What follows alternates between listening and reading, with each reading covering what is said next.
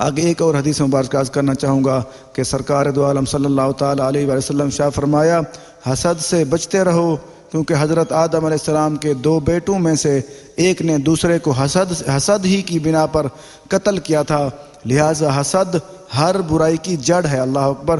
دیکھو آپ نے وضاحت فرما دی، آپ نے ایک مثال ارشاد فرما دی، کیونکہ حضرت آدم علیہ السلام کے جو 2 بیٹے تھے حابیل اور قابیل، ان کے درمیان جب جھگڑا ہوا، بلکہ ایک نے قابیل نے قتل کر دیا حضرت حابیل کو، اس کی وجہ یہی بنی کیونکہ ایک نے حسد کیا دوسرے کے ساتھ۔ آپ نے واضح فرما دیا کیونکہ حسد ہی اس کی ہر برائی کی جڑ ہے۔ ہمیں یہ چیز سوچ لینا چاہیے، کیونکہ اگر ہمارے پاس کوئی برائیاں آ رہی ہیں، ہمارے پاس کوئی غلطی کمی بیشیاں ہو رہی ہم سے، کیونکہ اس کی مین وجہ حسد ہی ہوگی۔